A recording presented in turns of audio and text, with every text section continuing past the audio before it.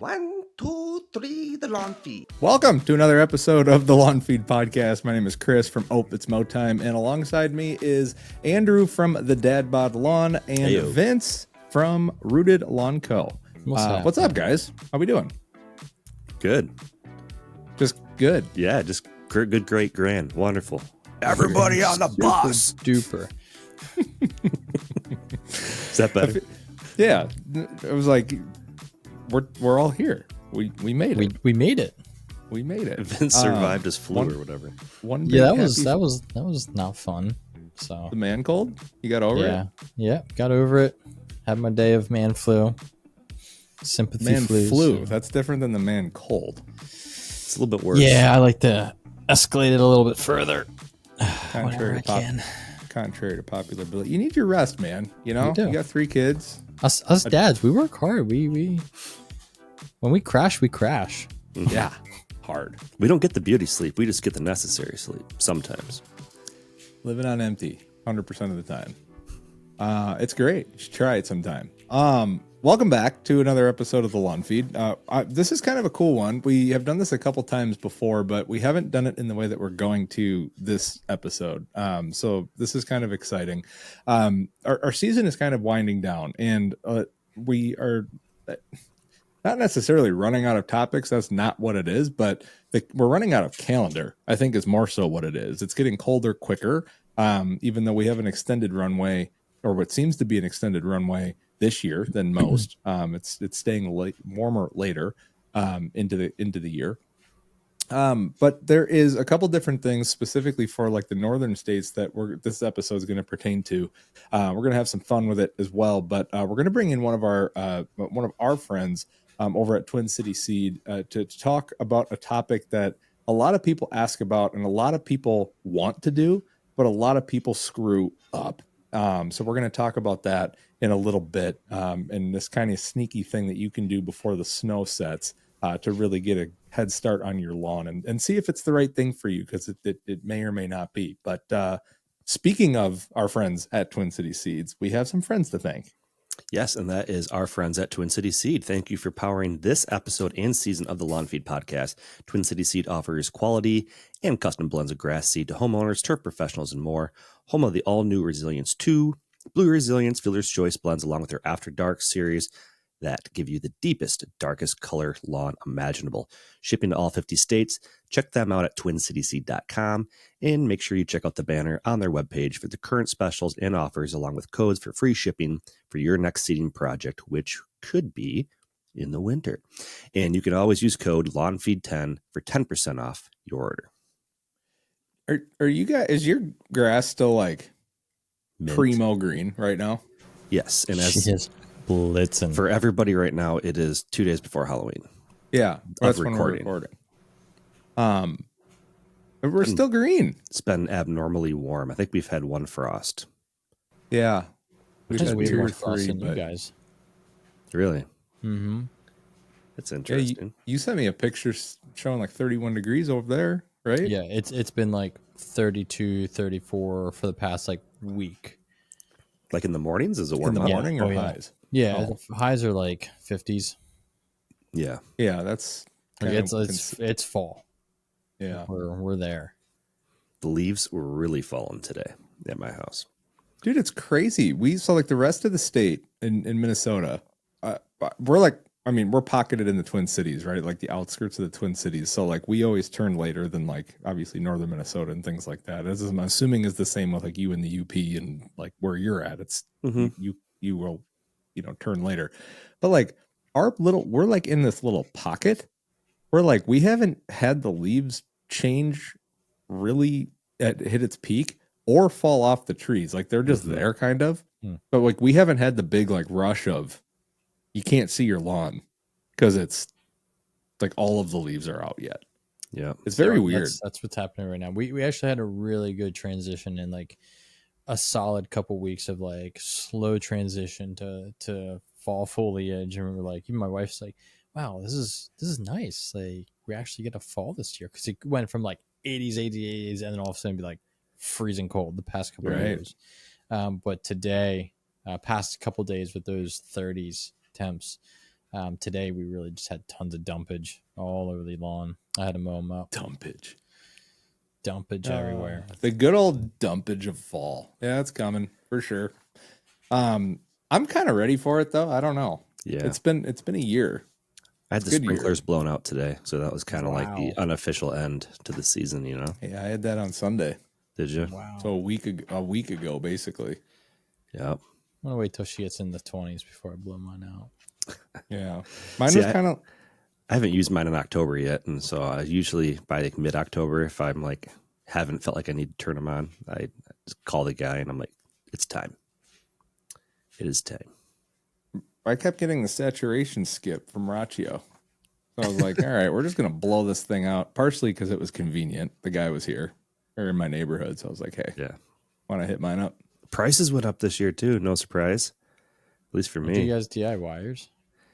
Yeah, but Yeah, pancake compressors ain't gonna do it. I have We a guy coming. usually get a compressor and just go about. I am spoiled. Guy across the street from me owns an irrigation company. Oh, nice. There you So go. that is helpful. Still pay the guy. But yeah, he just knocks out our street randomly. He'll just show up. And then it's just kind of like, oh, it's that day. Mm-hmm. That's pretty nice. Crack a beer or two and go out there. Oh, hey, Andrew, we talked about that last episode. Did you go out and crack a beer? No, I didn't. It was noon. What the hell? I had some content to shoot and things to do, so Ah, that's dumb. I should have though. I had to go pick up and it's early release Who day at shoots school. content? It was I had to pick up the kids at 1:40 today from school. Big early release guy. I see what she did there. That's only like 20 minutes before our kids get out every day. They get out at like 2:00 every day. 2:10 Jeez. every day. God bless you. We should probably All talk day, about every some day. kid stuff, huh? Oh, speaking of vomit, roll right into it. A lawn feed tradition where we tap into who we are at heart. Dads! This is Dad's Wins and Losses, where we tap into our inner dad bod father figures and highlight some of the recent wins we've experienced as parents, and of course, vent about the embarrassing losses we take each and every day as dads. I love you, Daddy. Dad's Wins and Losses. It's brought to you by Big League Lawns. Transform your lawn into a visual masterpiece with the Checkmate Striping Kit. Effortlessly create stunning professional grade stripes that add both depth and dimension to your yard. Head over to bigleaguelawns.com to get yours and score a discount with our exclusive code GRASS15 for 15% off your entire order. Vinny, you're up, buddy. Yeah. Welcome Yeah. back. Let's hear about some good stuff and bad stuff. You know, I feel like those who have listened for a while know this bike saga that I've been in. Tell You the know, bike saga. Trying to figure out the right bikes and pedal train and all that good stuff. So I ended up buying bikes. They were the wrong size, took them back, and I splurged and I got the Guardian bikes. Oh, did you? And I did. And they're actually really nice, like super high quality. They took a year and a half to get here, but they got here, set them up, and you can keep the pedals off. So I kept the pedals off. The girls start riding them. And for those of you that don't know, I have twin 4.5-year-old girls. So two of everything. So the one came like a week and a half early. So they're out riding the bikes like a strider. They're learning the brake because it's a hand brake on these that controls the front and the back. And they're doing really well. I was like, great. Okay. From the stuff I've read, put the pedals on, stand behind them, and let's go. Put the pedals on. They had no clue how to ride pedals. I'm like, to me, I was like, it just makes sense. Like you just go around and your other foot goes around. I don't remember what it was like learning how to ride a bike. So they were not getting. I was like, all right, fine. I was like, I'll put the training wheels on, and then they'll be fine on that. They'll just be able to get it. Well, they're terrified of training wheels because like it rocks. They're not trusting it. I was like, okay. And like I'm teaching them on a hill as well, so it's like again not great. So you know they're slowly getting it and stuff. long story short, I ended up just taking the pedals and training wheels back off, and they've been riding those Strider bikes since. So I decide, all right, Cam, my youngest, he's about 16 or 17 months old. He's not going to have this issue. I bought him a tricycle. And unfortunately, he's too small for it right now, but the girls are loving it. I was like, okay, so maybe they'll understand the whole concept of pedals. And I guess this is kind of a win and a loss all in one, because they love the bikes. They're good at riding Strider bikes and balance bikes, and they can coast down the entire drive or road without pedals. But the second pedals come into play, it's like they don't know how to turn, they don't know how to pedal. And like even on the tricycle, like even inside, they were riding around the house, they were doing well. You take it outside, nothing. It's like, okay, well, I guess we got a long road ahead of us until I think Cam's going to be riding his bike way before them. Yeah, probably going to show he's him showing up. signs. He's already grabbing the Strider bike and trying to stand on it. He'll take like 10 steps, and then he'll just like, all right, I'm done. So just get him a BMX bike with like pegs and shit on it. Oh, yeah. right. Oh yeah. Build So a grinding rail. Remember those? Oh man, dude, I shredded it up. I think we talked about that the last time bikes came up on the pod. Yeah, I think we did. There's a Oh, skate I- park by me, and I always have a hankering just go in there and break Dude, a rib, break a leg, they- or something. So It would happen. Like this is like the world healing again. Like we got 2 skate parks built by us. One was here Nice. before we moved here, but they just built a new one, and the place is freaking packed Yeah, Really? all the time. And I'm that's like, awesome. the world is healing. Mm-hmm. Like kids are starting to flick us off out when they're outside of like on the bus when we're following them. Oh, That happened to me the other day. There's skate parks that are like I watched the movie Brink with my kids a couple months ago, and they loved it. What's that? Brink. Brink, You the haven't Disney seen movie. Brink? It's all about soul skating, dude. It's inline skating. Hang on. You haven't seen Brink? No. Oh my gosh, Andy the Wow, Brinkman Peter. Brinker, dude. What's in the backpack? None ya. It's all inline. None ya business. Okay, go, you have Have you Disney? seen Mighty Ducks? I don't know if I have. For Bits and All right, pieces. it's been fun, guys. This podcast is over. No more episodes will be happening. At least Vince So won't be on.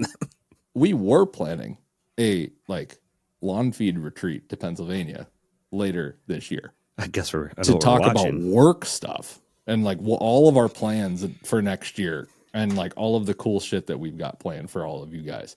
That has been tabled. We're still going to Pennsylvania, but now on the itinerary is Brink and all of the Mighty Ducks movies. Oh, there's multiple. Oh hell yeah, Dude, it's a trilogy, dog. bro! Oh my Yeah, gosh. Nope. Okay. Definitely. Nope. Have you seen Star Wars? Oh my god. Mm, Do you, Any do you of own the a any TV? of the the 38. newest one I saw. I saw the newest one. So the Oh, did you? which one would that have been? The third one? Don't I ask don't him. know. He The doesn't know. most recent one. Yeah, that would have been the third one, right? Yeah. Yeah. Because they did the backwards trilogy, but then in half. I don't know. Because they did 4, 5, 6, and then Anyways. okay. But like this is stuff that people in the car are like, whoa. I'm sure people are yelling at Like you. we're You probably turning never- to Vince for like really hardcore lawn shit. You probably never seen And the now we're like, Sandlot. wow, we're learning a lot about Vince today. Dude, I got out and I played as a kid. I didn't watch movies. So did I. I did that too. I also did that. Oh my gosh. Anyways, we'll watch a movie when we're out in PA. Don't worry. So We'll watch a couple movies. we'll keep you posted on the saga of the bikes and the wins and losses. But we're coming into winter, so I don't know how much biking we're going to be doing here. Dude, pedaling's tough. Yeah. Even with training wheels, like my son is still using the training wheels because he's wiped out a couple times trying to not use them, and no, he will only use them. But they have a hard time pedaling. Like to get started, like you can't figure out just how to start. You have to like push them a little hard. bit. It is, but I'm like, you got to like stand up on the pedals, put your weight into it. Yeah, Harder we're, than they fall we're over, starting to do dude. some squats We're starting training. We got some creatine going in the girls. So Oh, wow. You got him on the bench already. If any pediatricians are listening, let us know what you think of that. The creatine. Pound sand. I thought they were pounding creatine already. They're in They sand now, too? Yeah. Well, I'm just prepping them to retains be able water. to. I'm prepping them to be able to sand level for me next year. So. Oh, that's smart, actually. I'm fine. Scratch that. Pediatricians, get off his back. All right. Well, we've got a whole cool topic to talk about today, and we're gonna bring. I mean, we've talked a little. We've hinted at it a tiny bit, a little bit, tiny bit, A little bit. a little bit. But we're gonna talk a little bit about this like sneaky little window that you can still seed your lawn in case you have missed out on the fall season, which is for cool season lawns, the primo, the prime time, the best time, and then you have the spring, and that would be the second. So if you've missed kind of the whole entire lawn season for seeding, there's this sneaky good window right before the winter actually hits that we're going to talk about, where you can seed your lawn, but it's not going to be best for everybody. And we're going to talk about who should be doing this, when you should be doing this, and all of the things that you need to consider. And it's called dormant seeding. And kind of the whole concept of it is going to be, you can seed your lawn. It would lie dormant over the winter. Snow will fall on it, and it will use the snow's kind of the snowpack melt, if you would, in the springtime when temperatures start to warm up, to basically use those inputs for watering and those types of things, and beat out a high real estate, basically high real estate area in your lawn against weeds, all sorts of different other things, and basically thicken up your lawn. That would be the kind of the theory behind it. Now, there's a lot to go into that. It's not just a plug and play like, yep, if you do that, you will succeed. So we're going to talk all about that. Just high level. Have you guys dormant seeded before? If so, what are your experiences? Are you going to try it again, or for the first time, or whatever have you? Never tried. Open floor. Never tried. But I have a couple little areas of my lawn that I just didn't really attend to in the fall. Just really didn't care enough. And I think it would be a good opportunity to try. So I am going to take the wisdom from this episode, from the experts, and I'm going to give it a whirl. Vince, have you done it? I have not. I haven't needed to. And really just didn't really know too much about it. And you know, our winters are so variable. I was about to say that it probably wouldn't be a good idea to do that either. Right. Because we'll be good, and then all of a sudden we'll be frozen, and then it'll be thawed out, and we'll get these random 50-degree days. Yeah. Or we just don't get any snow. So, it's hit or miss as they'll get into. So I don't think I'm gonna plan. I never have, and I don't think I'm gonna plan on starting this year. Yeah. No, it's and it, like I said, it's not for everybody, right? And I think that, location wise, you're talking to two people, Minnesota and Michigan. I'm probably the northernmost, I think. Mm-hmm. Oh yeah. Vince, you're way south from us, so like you're more temperate climate than either of us in the winter, as you just kind of explained. Like I'm almost transition zone. Like yeah. So like for those like bottom cool season zone, certainly transition zone, it's probably not. But I guess it kind of depends on your exact location and microclimate and all of those different things. The fad behind it has kind of gotten stemmed locally for me from the University of Minnesota and in the turf grass lab over there. And they basically were like, okay, how can we have maximum results with minimal inputs, and given what just basically given the elements, the natural elements that we have, can we tap into those at any point in time in the year and get away with basically not watering at all, or very minimally? And this is kind of where the theory began. And for where we're at least kind of that latitude where we're at, it might make sense for people, especially if you don't have an irrigation system, which I'm noticing more and more is more and more of a common thing the more I speak to people outside of maybe where we're at.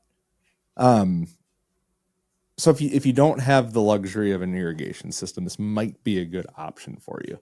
And here's the cool part. I'm going to kind of geek out here from like the Minnesota standpoint. The University of Minnesota kind of tipped off a fad for it. We have someone that's going to hop on our podcast in a second who was part of this whole thing.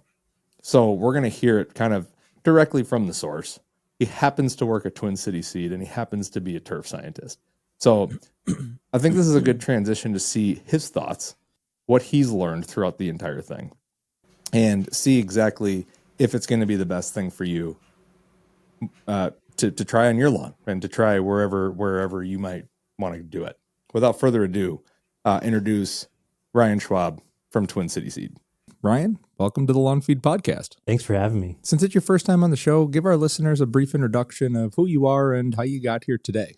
My name is Ryan Schwab. I'm a sales rep here at Twin City Seed Company. My background is primarily turfgrass management. I grew up in a small town north of the Twin Cities. I had one of the lawns, or I suppose my parents had one of those lawns that were the best in the neighborhood, and that was our goal. And so grew up asking my dads all these questions, and then I got to a point once I went into school where he started asking me questions. And so we just created a nice partnership, and that's what got me going with the turfgrass industry. And first went into it with a management perspective, but the group over at the U of M, University of Minnesota, they convinced me to do some research. I fell in love with it right away.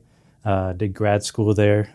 Got my master's in applied plant sciences. And then after that, I stuck around at the University of Minnesota. They hired me on as a researcher, so I did that for a few years and still get to do some fun things with new products and get to chat with homeowners. That's one of the best parts is, just trying to help out homeowners and people who walk in make the best decisions possible, even if it's not, results in a sale. I appreciate you sharing that, man. Let's dive into our topic of dormant seeding and figure out if it is going to be right for our listeners to do back in their lawn. So what is dormant seeding from your point of view, and what should people know about it? Dormant seeding is a seeding strategy. It's almost like a second chance after those who didn't do a fall seeding, in which you put the seed down right before the ground freezes. That seed will lie dormant on the ground until spring when things warm up, soil temperatures rise, you get nice snow melt and moisture, and that seed will start to come up in the spring. It seems like the concept of dormant seeding has really taken off in recent years, particularly for us in the northern states. Why do you think that is? That's a great question. So in the cool season zone, dormant seeding has become much more popular. We see it as, homeowners who don't have the most resources to get something going in the fall. Usually a dormant seeding will be easiest for them. You don't have to really watch irrigation in the spring. You let Mother Nature take care of that with snowmelt. Also, a second chance for those who weren't able to do a fall seeding. They could then go ahead and do a dormant seeding. In addition, I do think with some of the research out there are more and more resources for people regarding dormant seeding. Not everyone knows about it. So now that there are more resources for those people, now it's really starting to take off. Yeah, for sure. Pros, cons, what should homeowners consider when looking into whether dormant seeding is going to be right for them? There are pros and cons to dormant seeding, some of which are similar to what you would find in a fall seeding and others a spring seed. So with the dormant seeding, the seed's coming up in the spring, right? And so you're going to be battling the same fights as you would be a spring seeding, right? So we've got annual weed seed coming up and germinating with your grass seed, or whatever you're doing to promote your grass seed at that time is going to promote weed. You're also dealing with temperatures slowly rising. If you've got a slow growing turf grass like Kentucky bluegrass, as things warm up, it's going to become more and more stressful, and those annual weeds will definitely just smother it like gravy on mashed potatoes. When it comes to weed suppression, however, there has been some data that shows that there is some weed suppression with the dormant seeding, a little bit better than what a spring seeding would give you. In some cases, the turf grasses will eventually come up a little earlier than some of the annual wheat seeds, but this is obviously microclimate specific. It's also species specific, especially when it comes to the annual weeds that you might find in your yard. Crabgrass, both smooth and large. Foxtails, specifically green foxtail. Knotweed is one that I don't think any dormant seeding will be able to handle. I mean, that's one of the first weeds to come up, at least here in Minnesota. That's when we say winter's over, is when we start to see some knotweed poking through. But yeah, those are the major ones, foxtail and crabgrasses. And the foxtails usually come in a little bit later than the crabgrasses, so that's usually one that you can somewhat control or reduce the amount of germination of them with the dormant seeding. But crabgrass, and that's kind of hit or miss. It's an interesting angle to take, especially when we're sitting here in fall. People might not necessarily be thinking about what is going to be coming in the spring and preparing for that. So it's actually a really good lens to look at it from. Now, when we're talking about seeding, there's obvious prep work for traditional seeding projects. Does the same follow suit for a dormant seeding project? So for a dormant seeding project, I guess it depends on it either being an overseeding project or a new lawn renovation. New lawn renovation, dormant seedings aren't always the most successful, because there are a lot of factors that go into this. But some things that you want to prep for, think about when you're going to be doing a dormant seeding is treat it like a regular seeding as far as putting the seed down. If it's more of an overseed, maybe get some soil exposure before you put that seed down. Seed to soil contact, very important for a dormant seeding. It's always good to have some seed on top, work it into the soil. Sometimes the snow will do it for you throughout the winter, but it's really good to have seed to soil contact and some cover because you don't want it to move. Snow melt can be pretty serious in some cases. Moves soil around, your seed is on the soil, so you're losing uniformity. But ideal conditions for dormant seeding would be to have a somewhat wet fall going into winter. That way the seed can stick to the soil fairly well. And then having a winter where you have continuous snow cover is ideal. You don't want things to be exposed for too long, get really dry soils. So then the spring, that seed is just sitting on dry soil. Wind exposure can do that. Sun exposure, anything that can draw moisture out of the could impact the moisture that's available to the plant in the spring. Now when it comes to moisture levels, in some cases, our winters aren't we don't know what normal is anymore, but where we don't have continuous snow cover, where we don't have freezing temperatures throughout the summer or throughout the winter, if we have those temperature fluctuations, that may trigger germination or trigger the seed to at least take in water, but not fully germinate. That's reducing the efficacy of a dormant seeding. The viability of the seed will go down when those things happen. There was the case in 2023 where we had a really warm February. We saw some knotweed. I had a couple phone calls of folks whose grass seeds starting to germinate in February. Sure. It was really dry. And then we got cold after that. In those cases, it was a complete loss, if not, limited success of a dormant seeding. And so having that continuous snow cover and continuous cold temps throughout the winter is very important. Otherwise, it's just a gamble. So how does that work with the timing of all of this? The prep work in theory would get done beforehand, but it's not necessarily a calendar date that we could just broadcast out and say, this is when you should go lay your seed down for a dormant seeding project. I have to imagine that varies from homeowner to homeowner and location to location. And correct in that thinking? Yep. Yeah. Anything biological will respond to the environmental factors around it. So you can't quite say your dormant seeding is always going to be mid to late November or even late October. In many cases, it could very well be like a December seeding. A couple of years ago, we were recommending some dormant seeding like at the end of February. And so things can get a little blurry for those who like to stick on that calendar schedule. So if we have conditions in which we have soil temps that are 40 degrees or lower consistently with no warm up in the forecast. And another thing that I like to tell homeowners is just look around. If nothing is growing anymore, then that should be somewhat of a safe time to do it, but make sure the soil temps are not going to increase. And that's hard to predict, right? Especially nowadays. And so keeping an eye on the forecast, you can always check out soil temperatures online. It's not necessarily a calendar date. It's going to be based off of environmental. Yeah, makes total sense. I want to try to pinpoint the ideal candidates for a dormant seeding project? Because it's not for everybody, but there is a solid population that a dormant seeding project would be good for. Who would be best fit to do a project like this? Good candidates for dormant seeding could be those who miss that fall seeding window. Those who are, sometimes it's homeowners who don't have irrigation systems, and so they're relying on that snow melt in the spring to give it the initial moisture it needs to get going. Some might use it as a weed suppression tool, even though that's spotty here and there. In general, cool season environments. So upper Midwest is where we're at. Other northern states, it would work out just fine.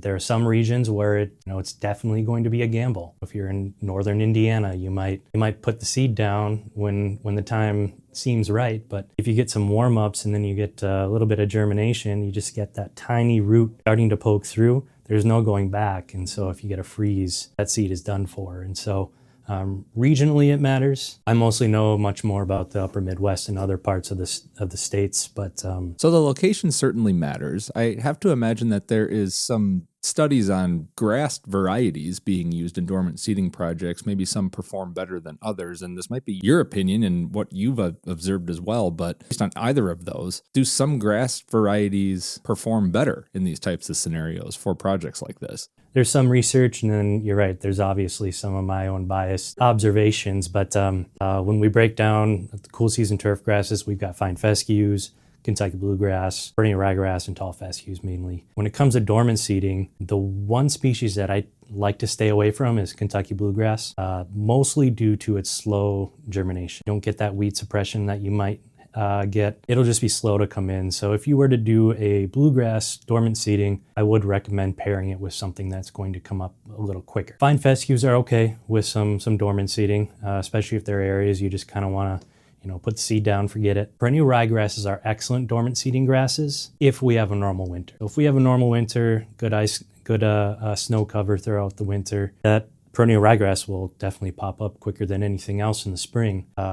It's just one of those species that can go out of dormancy pretty easily in the winter. And so there is a little bit of that risk of having a ryegrass. Tall fescues are excellent candidates for a dormant seeding. They're at the University of Minnesota, they've been playing around with it. The tall fescues come in just great. I mean, they have an area that's all crabgrass. They just let it go. Then they dormant seeded different species into it. Tall fescue is a rock star on those plots. I don't think they've published anything on that quite yet, but visually it's very exciting. And so I usually recommend tall fescues for a dormant seeding over any other species. And that's another thing with dormant seeding is irrigation systems.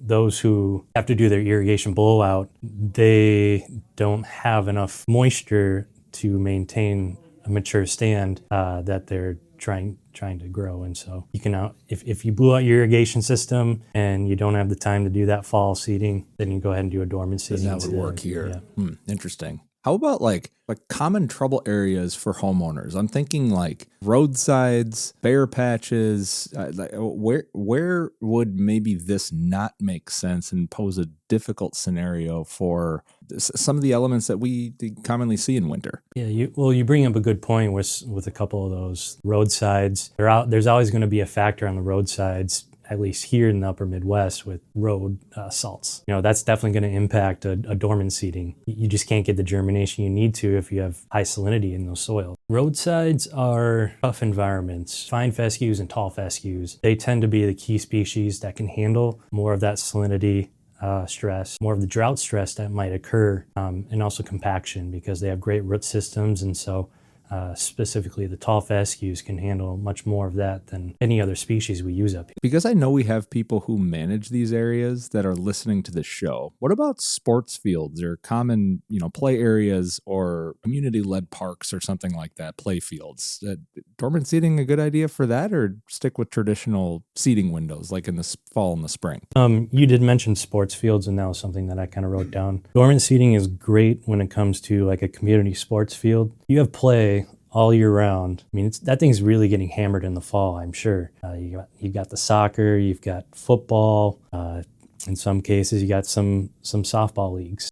And so they experience a lot of wear and tear in the time period in which seeding would be best. And growth is going to be. So to get ahead of it, doing a dormant seeding at the end of the year is a perfect way to ensure that you have seed in the soil, waiting in the spring to eventually come up, hopefully faster than if you were to do a spring seeding. So that's always going to be a great strategy for sports field managers or anyone who are unable to do a seeding in the fall in the ideal seeding window that need to get seed down. You know, we're thinking about a sports field where the surface matters, right? You need that to be predictable, playable, for it to be safe. So for someone managing that space, what would you recommend they go with, knowing that they have people playing on there? Would you do a dormant seeding as your kind of first option, knowing that there's going to be traffic in the fall being the best normal time period? Or would you recommend maybe doing a fall or a spring and having players, quote unquote, cleat the seed into the ground during normal play? I'd recommend a dormant seeding. You would get better bang for your buck when it comes to purchasing the seed and the results you get. You make a good point though with players working that seed in. You know, if you're managing a football field, maybe just doing between the hashes, doing an overseed periodically, get that seed in the seed bank. It might not come up, but eventually it might. But with the dormant seeding, you're not getting that movement too much from play. And hopefully you're not going to get play right away in the spring, so you can take advantage of that. Shifting back to the homeowner, you mentioned prep work earlier and the big one being seed to soil contact. Let's dive into that a little bit more. What are some of the best strategies that you have found that correlate to a successful dormant seeding project, assuming you have optimal growing conditions throughout the winter and early spring? Yeah, some of the best strategies in prep work, or you do your dormant seeding, is getting some soil exposure. If you're just going to do a broadcast, then roll over it. Always getting a little bit of that compaction, working the seed in, whether it be a rake, a roller.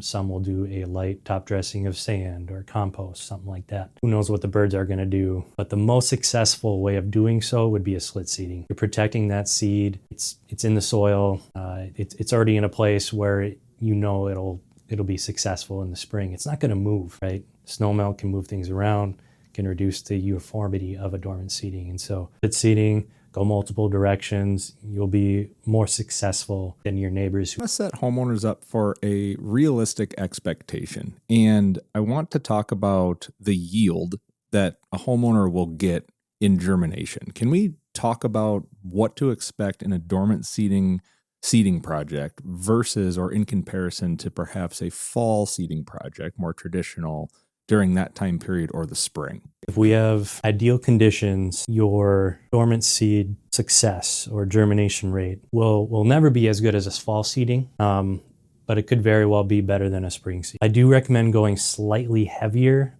on a dormant seeding than you would a spring or fall seeding. Not necessarily if you're slit seeding it in though. In general, with the slit seeder, you want to reduce about 15%. Tends to be more successful.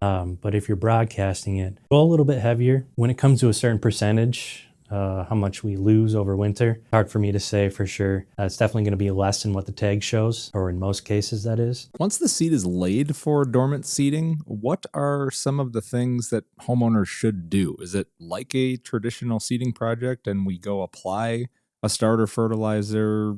Talk to us about all of the things that people should consider after the seed is laid for dormant seeding. So there are certain management practices that we want to make sure we are or aren't doing different times of the year for dormant seeding success. The first management strategy that homeowners or people tend to use is a starter fertilizer when they seed. Dormant seeding is different, where you want to do that starter fertilizer when you start to see some growth in the spring. I tell my customers you only want to put fertilizer down when things are actively growing. If nothing's actively growing, that nutrients is a waste of money. It might even be a pollutant especially if you're near a waterway.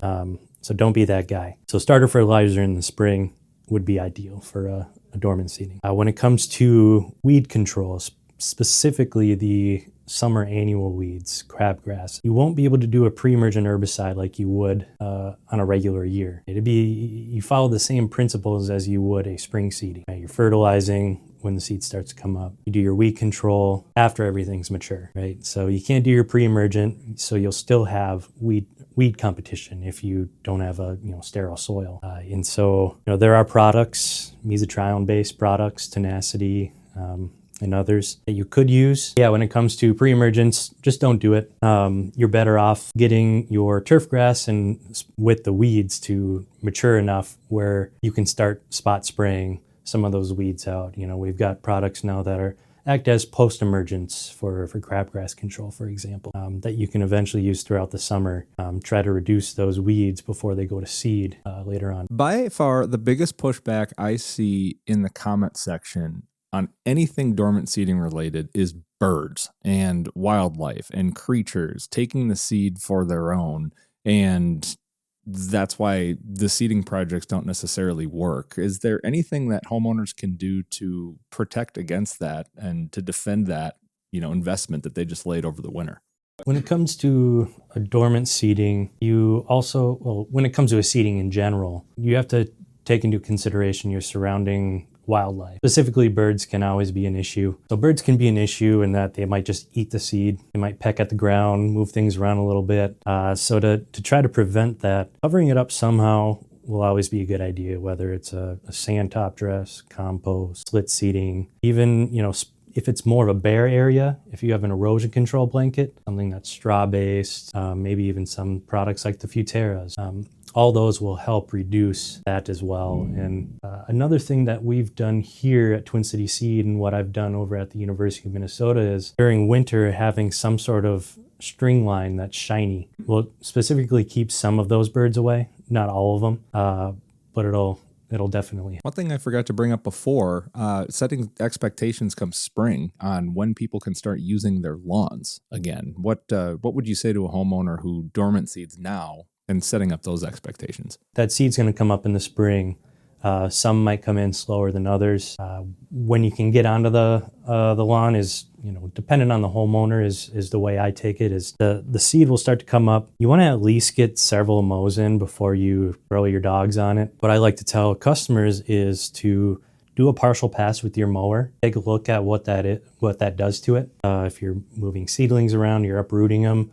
If your mower is doing that, what will your 60-pound dog do, or your children out playing baseball? And so it's up to the homeowner's comfort level. But if you want to put a number on it, obviously hard for me to say for sure, but at least a month and a half, I would say, to give it some time to fully mature, do your fertilizations, irrigate as needed. All of that will help the maturity process of the grass. All right, Ryan, if you could give a homeowner one piece of advice on dormant seeding from your point of view, what would it be? If I were to give a homeowner one takeaway, just some advice when it comes to dormant seeding, is don't expect perfection. Nothing's going to be perfect, specifically with a dormant seeding. It can be somewhat of a gamble, but it works fairly well. Another thing that I wanted to express to homeowners as well, on top of the dormant seeding talk, is use your local extension services as resources.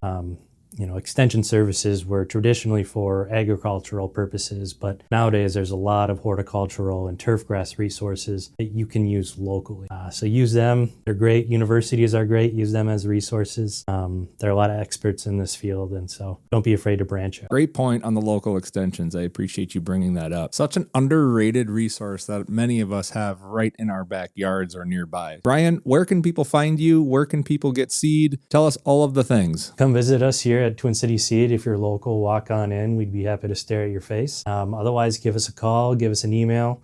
We'd be happy to help you out in any way we could. Whether it's just trying to select your species for your lawn, which you can do with your guide. But yeah, we'd be happy to help you out in any way we can, whether it's species selection, identifying things, diseases. We're not pathologists here, but we can try our best. Management questions, we do it all. We'll try to do our best to get back to you. Well, I appreciate it, Ryan. Thank you so much for joining us on the Lawn Feed Podcast, Talk Dormant Seeding. Thanks for having me. All right, there you have it. Thank you, Ryan. Thank you, Twin City Seed, for allowing us into your space to conduct kind of a one-on-one interview to see your thoughts on really if it was worth it. So let us know in the comments, is dormant seeding worth it? Is it right for you? Are you going to give it a try? And what other questions do you have on it? Because you got an open book between us and Twin City Seed. But we have more of the Lawn Feed Podcast coming up in this little thing that we like to call the Mowtime Mailbag /Mowbag, recently rebranded / titled. Let's hit that off. It's time for the Mowtime Mailbag. Join us as we reach deep into the mailbag and answer your questions. If you would like to have a question answered on the Lawn Feed Podcast, head to thelawnfeed.com and submit a question.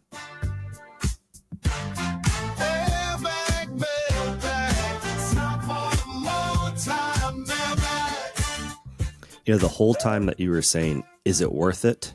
All I could think about is it worth it? Let me work. The thing down, flip it, and reverse it. You're flipping that, yeah. And if you don't know what they say there, it's just what I just said reversed. Backwards. It's backwards. It's backwards. It's Who knew? backwards. That is the song. Vince, did you know that? Of course I knew that, man. Yeah, he knew God that. dang, right I feel about the like you same haven't time he lived at watched- all in like the same childhood era. I think he learned that in between D2 and D3, the Mighty Ducks. Yeah, back in the day. Because if he's that, I mean, you've seen Slapshot, obviously. Oh, you know, one of the Hanson brothers lives right down the road from me. Really? Yeah, the actors. The Hey. two out of the three Hanson brothers are actually twin brothers, and they're from my hometown here in Michigan. And one of them still lives here. They live 2 blocks over from my parents, Are you shitting me? and their last name's Carlson, just like mine. Not Hanson, Not Hanson. contrary to popular belief. That was a movie, Hey. Chris. That's not like a that. Okay, I'm not even going to say what I was about to say. What do you call everyone? I want everyone in this room, virtual room here, to say what they were recording this before Halloween. What do you call the night before Halloween?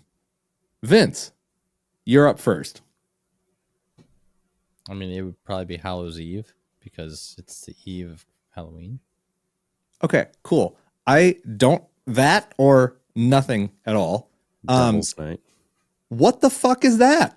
It's so I actually just saw a video like today about it, and like Michigan is the only place that refers to it as that, I guess. And I don't know if I ever really referred to it as that, but I've definitely heard of it. And What I is don't know. Devil's Night? What happens in Michigan, dude? I don't know. Tell us I all mean, of the Halloween things. in general is just all satanic. So Right.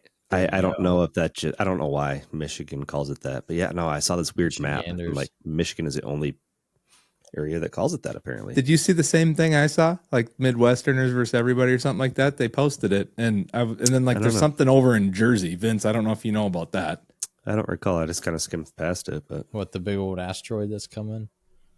what? There's a big Are old we- asteroid? Last year it was drones announcing an asteroid. Oh, dude, it's like some like crazy, a weird thing that people don't know what it is. It's some weird material. It's got lights coming from different things and an exhaust apparently, and I don't know. It's supposed to be coming by So Probably here, our new tonight, moon. tomorrow. I don't know. So I just looked up Devil's Night real quick. Devil's Night in Michigan refers to the night before Halloween, historically known in Detroit for widespread arson and vandalism. Oh, Mischief Night. But that's what not we the call same. it. That's what Mischief we call Night. it. Mischief Night was the Mischief night before Night. Halloween, and you go around smashing pumpkins and doing all that kind of stuff. Sure. So while we were watching D2, D3, all of those things, Vince was over smashing pumpkins, listening to Great band. 1979. Listen to this. In the peak years, Detroit saw hundreds of fires on Devil's Night with a record of 810 fires in 1984. So 1984. So they were really pissed that the Bears were good. And then here's how they tried to counteract it in 1995. Angels Night, a major initiative called Angels Night, was launched, mobilizing thousands of volunteers to patrol the streets to prevent the fires. Okay, so that was like an event that took place that like didn't stick, but then kind of stuck at the same time. That's So pretty Devil's, wild. so I guess Crazy. Devil's Night used to be a thing, and people just go out and just go ham and do Yeah. do rat Mischief Night. Yeah, just do. What's that bad one? stuff. What's the one? This might be a movie, but it's like where there are no laws for 24 hours. What is that called? Oh yeah, I know what you're talking about. It's like a movie, and there's a whole theme about it where like people The people can commit Purge. murder. Or the Purge. Thank you. That's a scary theory, by the way. Like, I'd be yeah. freaking terrified. Yep. And if you have Yep. like a really built house, then you're a target. Right. Right. Crazy. Exactly. So basically, just dig a hole in your backyard and go in there. Hopefully, you have a bunker. Great for tornadoes. Turns out. Anyways, Speaking of Um, tornadoes, Well, it sounds like it's a duck, duck, gray duck, duck, duck, goose thing. Because like I can relate to that because I'm the only psychopath that calls it duck, duck, gray duck. absolutely. Brian D from Sandy Hook, Kentucky, has a question. Not Connecticut. Uh, Kentucky. It says Kentucky. At least, But the accuracy on this is 0 coming from you. Yeah, I know, right? Because I have a history. He put You have Sandy a track Hook, record. Sandy Hook, comma KY. That is either a lubricant or a state. Could be However you both. want. It could be both. How? Anyways, he has a question. It says grass seed not working in some areas. Built a new house 2 years ago, planted seed in early spring 2 years ago, and had decent growth. Last fall, did an overseed and fertilizer and had the best stand of grass that I've ever had. I'm 53 and I enjoy working in the yard. I just now came across seeing your guys' videos, and it's really got me invested more in my lawn work.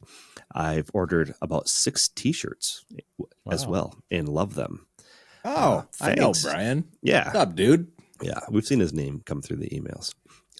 Anyways, this past summer, pretty much all of my lawn died except for my backyard, which is in the shade. This fall, I did an overseed, and it has come up pretty good. Looks great from a distance, but up close, it has several thin spots and a few places that I cannot get any grass to come up. In the spots that won't grow, I even dug up the old soil and replaced it with new soil. I have never had this problem, and I hope that you can help. The grass seed that I used is Jonathan Green Ultra. This is the first time I've used this seed and starting to think that it is the problem. Thanks, Brian. Thanks for the question, Brian, and also thanks for supporting us with the t-shirts. That's awesome, man. Yeah, appreciate that. What do you guys think? I mean, Jonathan Green Ultra is not bad grass seed. Obviously, we love Twin City Seed here, but like, it's not bad stuff. A lot of people use it.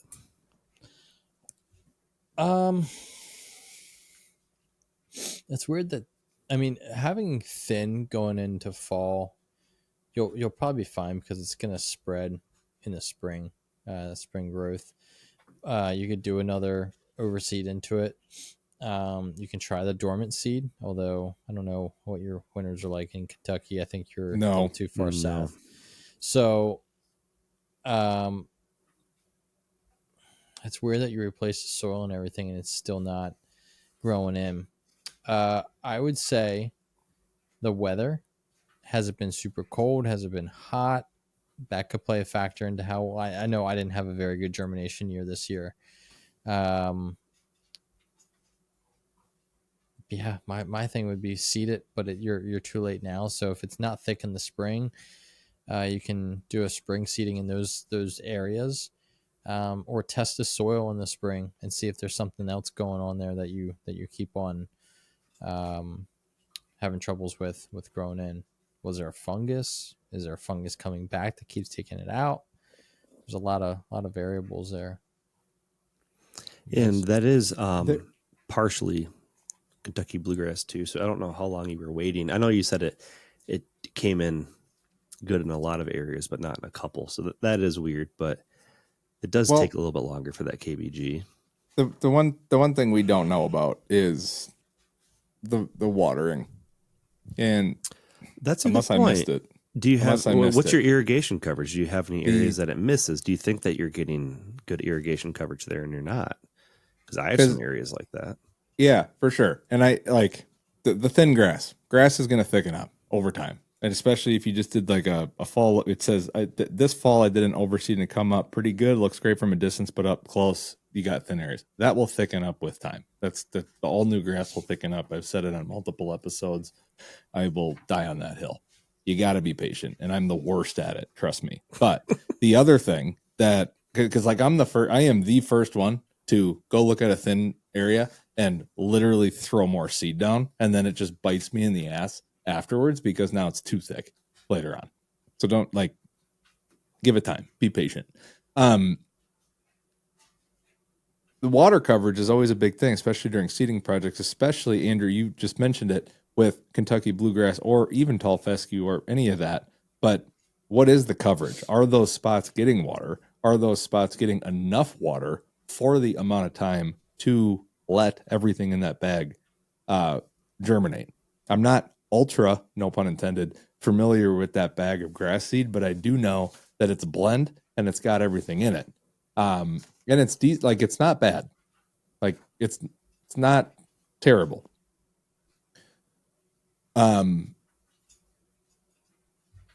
But getting seed to germinate in general that's the first thing I look at.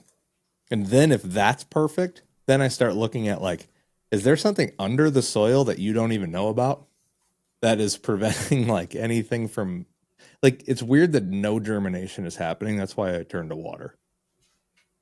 Like, do you have an irrigation system to begin with? My guess is yes, because of everything you said. But it kind of depends. Once the grass is established and it comes in and then it goes to dead, I would look at everything Vince just said. Do you have something going on with grubs? Do you have something going on with fungus? Do you have something going on with something else, right? That is maybe under the soil that you don't know about, so on and so forth. But that's what I always look for. Anything else from you guys? No, I mean, I'd be curious to know, like he says he replaced some of the soil. How deep did you replace the soil? Was it, a couple inches? Like you said, there could be something underneath there. Could be, yeah. I with limited information, I would A, lean towards watering. B, is there a rock or something underneath that spot? And then C, what's the other issue that could be like a widespread grub or fungus issue? So I have an idea. Moving on from Brian. Brian, thank you for sending us that. Reach out with any follow-up questions based upon what we just said in the Mowtime Mailbag. We're happy to help. I have a challenge for everybody. We're going into the off season, and it's kind of getting into like planning mode for at least us. But then all of the other like lawn nuts on the planet that are listening to us in November. We have a lot of like Mowtime mailbag questions that are like process driven of like, how can I get a good lawn or what's going on with this particular issue and all of those different things. Keep those coming. Love those. We have not had a lot of equipment questions come in. And I think that would be a really cool thing to get over the winter. And send us voice messages. Send us voice files. We'd love to hear your voice so we can play them on the pod. But send us like questions on equipment. I know for a fact some of you are thinking about upgrading. There's Black Friday coming up. There's holidays coming up of what equipment should you get? What equipment would make your life easier? All of those different things. I would love to hear some of those questions to kind of like transition a little bit into the off season and like how we can better help you and advise you to like make your life easier from a product or equipment standpoint, from a completely unbiased point of view between us three. I think that would be really, really cool. let's build a Christmas list. Yeah. Oh, it's that time of year. It is Christmas time. I need to trees going up on the 1st of November, along with Mariah coming out of the Question: chimney with the Mannheim long Steamroller versus Trans-Siberian Orchestra. Who do you go with? Oh, dude, it's Mannheim all day. Yeah. I've got a weird like nostalgia thing with that. I used to listen to him on vinyl. And the Beach Boys on vinyl. That was like what my parents listened to, so that's why. See, my dad was big into Mannheim Steamroller, and they came to like a small, like in my hometown, which is not a major town by any means. They came to my hometown and performed at a performance hall. I don't know, maybe 5 years ago. And so I bought my dad tickets because my dad's always grown up listening to. He's a huge saxophone player and like really big into it. And it was. Your dad plays saxophone? Oh yeah, he plays at like multiple churches in the area. He does. He just like travels around the different churches and plays. Saxophone. Sax man. He was a drum major in the high school band. He used to twirl a baton back in the day. Sweet. Yeah. But so the Mannheim Steamroller has been the same kind of concept for me. I do like Trans-Siberian Orchestra a lot, but they were kind of underwhelming live in concert though. I was just about to say the same thing. You seen them live? Trans-Siberian? No, Mannheim Steamroller. Well, they I've seen probably both. are all. We'll get to your opinion in a second, Vince. Hang tight. Trans-Siberian Orchestra. He's like Mariah Carey Christmas. All we want to hear was that one song, right? It's the like, oh, that's Mannheim. But the other one, you know what I'm talking about. Yeah, that guy. Yeah, all the light. But then all of the other stuff that they have is just like all too hardcore, and it's not Christmas. But like Mannheim is like all Christmas sounding stuff. So like, yeah, big Mannheim guy. Anyway, Vince, your opinion. Mannheimer Trans-Siberian Orchestra or Michael Bublé? Go. Couldn't tell you either. Oh, Lauren Daigle. Have you guys? I showed you guys Lauren Daigle stuff before. I know Her who she Christmas is. album, the aesthetics of it, and just like the ambiance Like that she packs. How into she it. looks? No, and like the just the voice and everything. Dude, it's a solid. It's got like So the acoustics. yeah, everything about it. What? Aesthetics, they're acoustics. Those are two totally different things. Both, everything, all the above. He's just a Dude, big fan. It slaps. It's got like a vinyl sound to it, like as you're listening to it. So it's I'll have to get that up on the Spotify. yeah, it's pretty great. We could go on and on about this. Yeah. You want to know who else is like ridiculously talented? August Burns Red, Carol the Bells. August Burns Red. We went from Lauren Daigle to August Burns Red. The Under Oath Christmas album is hands down the best one out there. I listen to Under Oath every day. I don't think they have a Christmas album, but yeah. We should probably wrap this up. On the serious note, I was gonna say Lindsey Sterling, the violinist. Oh yeah, Whoever that is. She must have been on the you Mighty definitely Ducks. you have dude, she was on Dancing with the Stars. How do you not know? If you're talking about watches pleasingly at our wives, that's who. Do you own a doesn't. TV? Guarantee you, Kat's upstairs watching that right now. Guaranteed not. Yeah, she is.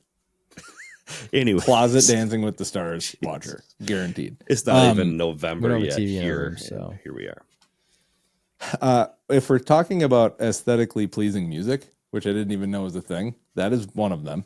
And also acoustically pleasing music, because she like does her whole like normal music, but then like Christmas time, she just, like many artists do, does her whole like live tour of Christmas music, and it like slaps hard. Anywho, go look Just at like it. Punt Goes Christmas. Yeah. Anywho, let's wrap this bad boy up. Thank you for everyone listening She said. to another episode of the Lawn Feed Podcast. Where are my notes? You'd think I'd have this memorized. I don't. But you guys need to go elevate your lawn apparel for holiday season. Whole bunch of stuff coming up. You can knock out all of your holiday gifts, all of your holiday shopping. Lawnfeed.com. Brad, 15% Get your off your entire order. No, we're powering through this. Screw you guys. Use promo code Brad15 at checkout at thelawnfeed.com for 15% off your entire order. On behalf of all of us at the Lawn Feed crew, thank you for watching and listening to another episode of the Lawn Feed Podcast, and good luck with this week's venture in parenthood. And we will see you on the next one. It should be Brian 15, since Brian Bye-bye. brought like 15 shirts. It should But- be. Oh Brian, my you deserve your own promo If code. he hits 15, we'll give it to him. We'll do that. We'll change it. If Brian, if you haven't used Brad 15 on 6 shirts, something's wrong with you. Just Okay, saying. bye. All right. See you guys. All right. Bye-bye. That's the end of the episode. Bye.